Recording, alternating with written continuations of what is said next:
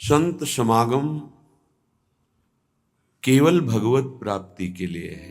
केवल, यदि भगवत प्राप्ति का लक्ष्य नहीं है तो वास्तविक संत समागम में आपके दरस परस अग्नास ये जरूर होगा कि दर्शन से, संभाषण से, वायु स्पर्श से पाप नष्ट होंगे। पर पाप नष्ट होंगे और पुनः पाप करेंगे तो कोई लाभ तो हुआ नहीं।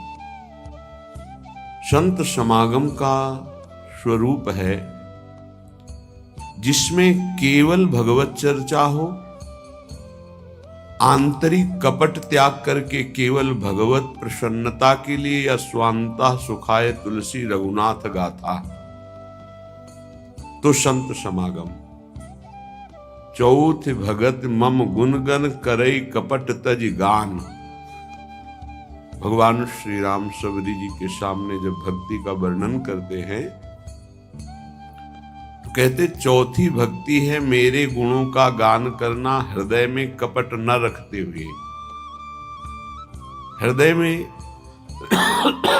कपट का क्या स्वरूप है? चर्चा कर रहे हैं धर्म की, भगवान की, और आशा रखते हैं धन की, मान की, अपनी प्रतिष्ठा की। ये कपट है।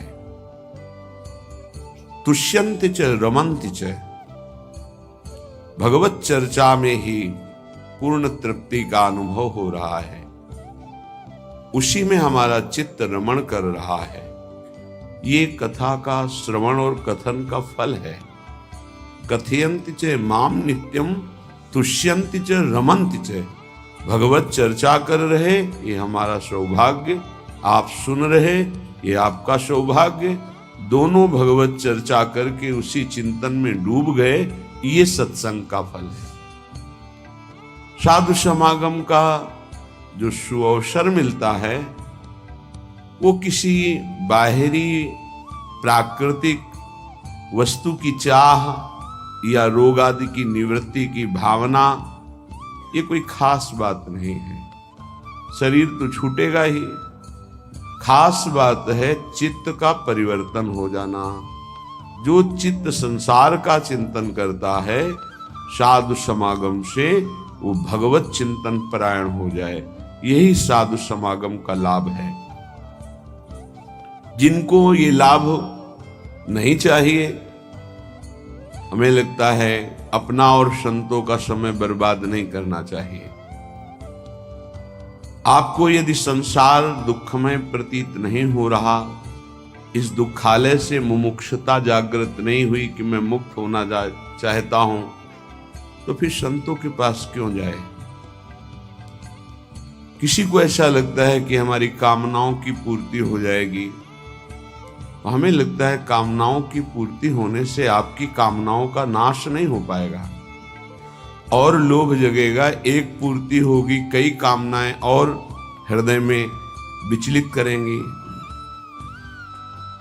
भगवान ने बहुत सुंदर शास्त्र श्रवण का अवसर दिया है, उसका मनन करो। मनन करके अपनी कामनाओं के त्याग की वृत्ति धारण करो। बहुत कृपालु हरि गुरु हैं। आप जो जो इच्छा करते जाओगे वो आपको प्राप्त कराते जाएंगे, पर वो नहीं मिलेंगे।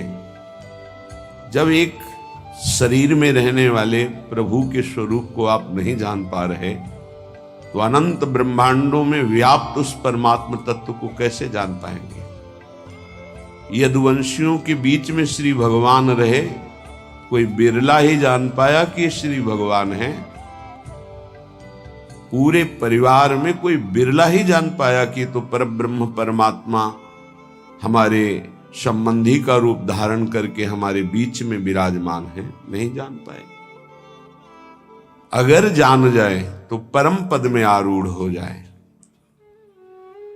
नहीं जान पाए, इसका प्रमाण आखिरी में सब युद्ध करते हुए परस्पर द्वेष भाव जागृत होकर एक दूसरे को विनाश कर दिया। बुरे यदुवंशी। भगवान प्रसन्न मुद्रा में सब देखते रहे, क्योंकि मोह रहित है, ममता रहित है। समूहम सर्वभूतेषु, समस्त जीव प्राणियों में भगवान अव्यक्त रूप से बिल्कुल निरपेक्ष विराजमान है, जो करो भोगो अपने कर्मों का फल। ऐसे भगवान को संत समागम से हम निरपेक्ष नहीं रहने देते।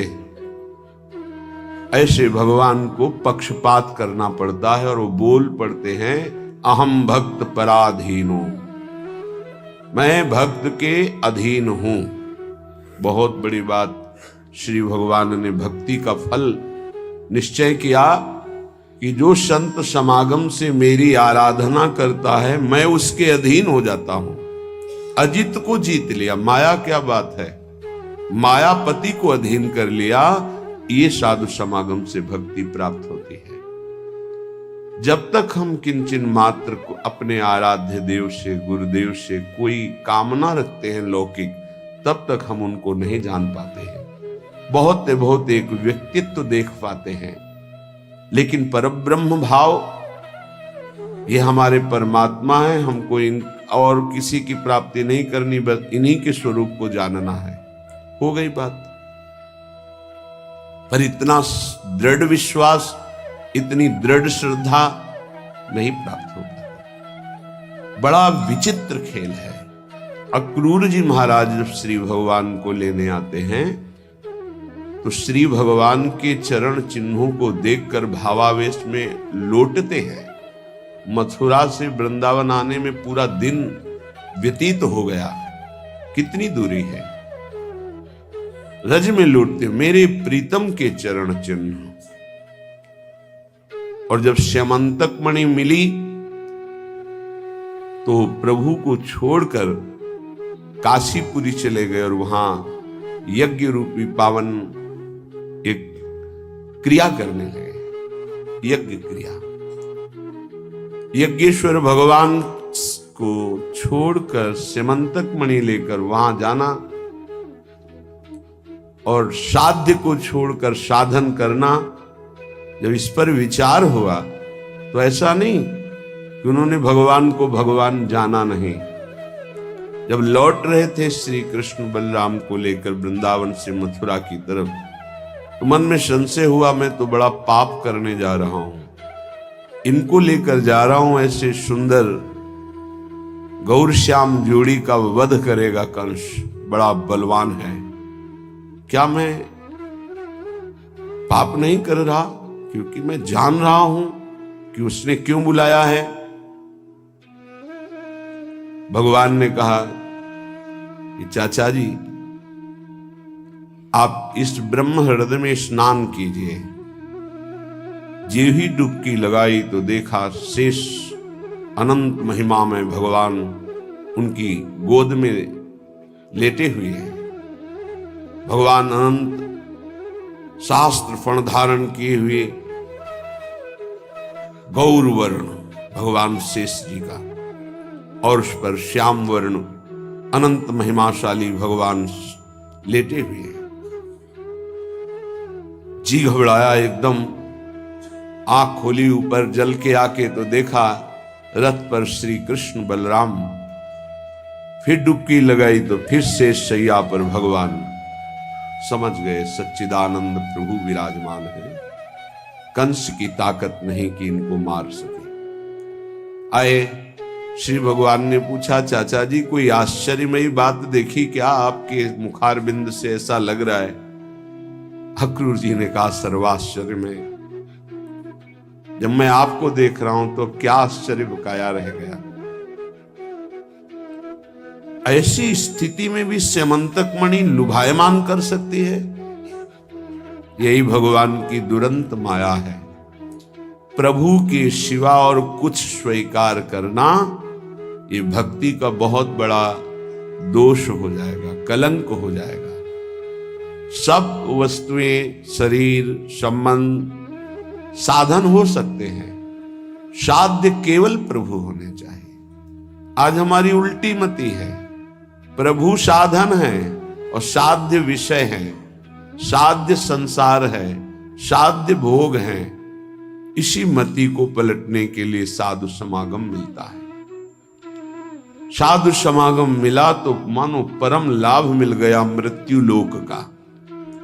उमा संत समागम सम न लाभ कछुआन। पर ये उसी को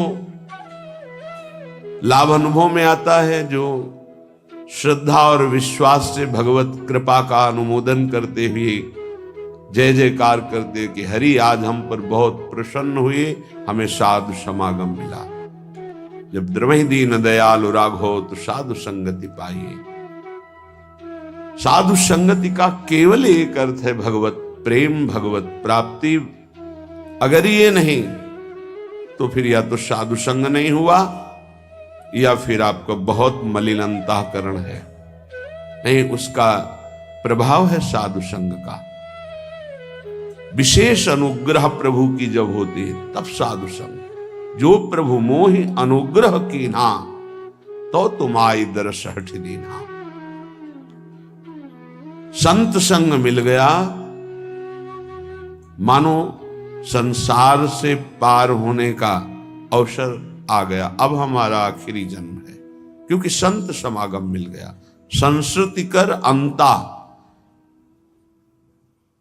संस्कृति का, संत का संग संस्कृति चक्र आवागमन का अंत है। प्रिया प्रीतम ऐसी कृपा कर दो कि मुझे कभी ऐसे लोगों का मुख न देखना पड़े, खलाहा, जो दुष्ट स्वभाव के हैं, जिनको आपसे कोई प्रेम नहीं, कोई मतलब नहीं, केवल विषय सेवन ही, संसार का आकर्षण ही उनके चित्त में है, व्यर्थ की वार्ता है। कह रहे हैं ये वृंदावन वैभवे श्रुतिगते नोल्लासिनस्ते खलाहा। वृंदावन का वैभव, श्री श्यामा श्याम का प्रेम रस, श्यामा श्याम का नाम, श्यामा श्याम का रूप लीला विलास, इससे जिसको कोई संबंध नहीं है, ऐसे जनों का कभी मैं दर्शन न करूं, कभी संभाषण न करूं। तत्शास्त्रम मम कर्णमूलमपि न स्वप्नेपि आयाद हो। मैं कभी ऐसे शास्त्रों का शब्द भी सुनना नहीं चाहता जिनमें राधा नाम, जिनमें कृष्ण नाम, जिनमें प्रभु की भक्ति, जिनमें वृंदावन की महिमा प्रेम नहीं है। मुझे ऐसे शास्त्रों के एक शब्द भी नहीं सुनने। तत्शास्त्रम मम कर्णमूलमपि न स्वप्ने भी आयाद हो। स्वप्न में भी मैं कभी ऐसी चर्चा ना सुनूं जिसमें हमारे प्रिया प्रीतम वृंदावन नाम रूप लीला धाम इसकी चर्चा ना हो। देखो, निष्ठा ही रंग लाती है। स्वप्न तुम्हारी निष्ठा का परिचय होते हैं। जो तुम्हारी दिनचर्या है, तुम्हारा जीवन है, वही परिचय तुम्हें स्वप्न में मिलेगा। अगर साधक के स्वप्न गंदे ही गंदे आते हैं तो अभी अंतःकरण में तुम्हारे साधन का कोई फर्क नहीं पड़ा। ये तो ऐसे स्वप्न आते हैं कि जागृत की इच्छा ही नहीं होती। दिव्य महात्माओं का सत्संग, भगवत प्रेम की चर्चा या प्रभु के दिव्य रूप लीला धामों का स्फुरण होता रहता है। जागृत स्वप्न सुषुप्ति स्फुरत में राधा पदाब्ज छटा। मुझे स्वप्न में भी ऐसे, एक बार पूज्यपाद उड़िया बाबा जी ने एक स्वप्न देखा। वो भिक्षा मांगने गए हैं तो देखा वो दिव्य लोक है, क्योंकि जो जैसी साधना करता है उसी के अनुसार उसकी आकर्षण वृत्ति माया करती है। तो देखा सब रत्नों से जटित मकान है। नारायण भिक्षाम देहि, तो ऐसी सुंदरियां निकल रही जो देव अप्सरा हैं, सब दिव्य भोग लिए हुए, विविध प्रकार की आकर्षण वृत्तियां नेत्रों से हाव भाव प्रकट। बाबा ने विचार किया, ये मैं कहां गया? यहां तो कहीं भी सात्विकता नहीं दिख रही, यहां तो बहुत ही विलासिता दिख रही है। उन्होंने कहा, तुम सोचते क्या हो, हमारी तरफ आओ या हम आपकी तरफ आवे? बाबा भाग पड़े, आंख मूंद के मानो जैसे प्राण बचा के भागे हो। और जब ये अनुभव हुआ कि मैं बहुत दूर आ गया, तब नारायण नारायण सांस ली, पीछे मुड़ के देखा कोई दृश्य नहीं, जग गए। बड़ी प्रसन्नता हुई। स्वप्न में भी किसी तरह की भोग सामग्री का स्पर्श नहीं और किसी भोग विलासता के आकर्षण में नहीं, और भागे। अच्छा लगा। जब साधन काल में बाबा थे तब का अपना अनुभव। साधक स्वप्न में भी सावधान रहता है। ये पक्की बात समझ लो, संसार में फंसे हुए जीव को विषय से अनासक्त करके प्रियाजू में लगाना सरल, लेकिन ब्रह्मनिष्ठा में लगे हुए हृदय का परिवर्तन करके फिर प्रियाजू में लगाना ये सबसे कठिन बात है। जैसे महाप्रभु चैतन्य देव ने प्रकाशानंद सरस्वती जी के चित्त का परिवर्तन किया, ऐसे ही रसिक महापुरुषों की कृपा से ये महान प्रेममयी निष्ठा जागृत होती है। मेरे कान में भी वो शब्द न पड़े जिसमें प्रियालाल नहीं है, धाम नहीं है, नाम की महिमा नहीं। श्री वृंदा विपिनश्च यत्र महिमा नात्यद्भुतः श्रूयते। ऐसी कोई भी चर्चा मैं नहीं सुनना चाहता जिसमें वृंदावन वैभव नहीं है। ते में दृष्टि प्रथम नयांतु नितराम संभाष्यता मापनुयुहु। बिना साधना के परमार्थ और संत वचनों का अर्थ समझ जाओगे। विषयी मन, विषयी बुद्धि प्राकृतिक वस्तुओं का तो निर्णय कर नहीं सकती, अप्राकृत चिदानंद शब्दों का भाव समझ जाओगे। नामे दृष्टि प्रथम, मेरी दृष्टि में भी ऐसे जन नावे जो प्रभु से विमुख है, जिनको प्रभु से कोई संबंध नहीं। हां, संबंध प्रभु से अपनाना चाहते हैं, उनके लिए स्वागत है। जिनका प्रभु से मतलब नहीं, केवल वासनाओं की पूर्ति, केवल संसारिकता, ऐसा नहीं। नितराम संभाष्यता मापनीय हो, मैं ऐसे लोगों से बात भी नहीं करना चाहता हूं। श्रीपाद कह रहे हैं ते में दृष्टि प्रथम नयांत नितराम। हे प्रिया, जो ऐसी कृपा करो, ऐसे लोग मेरी दृष्टि में ना आवे, ऐसे लोगों से मैं संभाषण ना करूं, ऐसे लोगों से मैं बात ना करूं जिनको आपसे कोई संबंध नहीं है। कल आपने सुना था, श्रीपाद कह रहे थे सा में न माता सच में पिता ना, स में न बंधु सच में सखाना। वो न मेरी माँ है, न पिता है, न भाई है, न सखा है। कौन? जो प्रभु से विमुख करा दे, जो प्रभु के सन्मुख होने में बाधा पहुंचा दे। सामे न मित्रम सच में गुरु न, यो में न वृंदावन मादि सेत। जो वृंदावन का वास, प्रिया प्रीतम का आश्रय, भगवत चरणारविंद का अनुराग, नाम जब, इसमें अगर बाधा पहुंचा दे तो मेरा कोई नहीं है, क्योंकि मेरा ये जन्म बर्बाद हो जाएगा यदि प्रभु का भजन नहीं हुआ। वो मेरा शत्रु है, मित्र कैसे हो सकता है?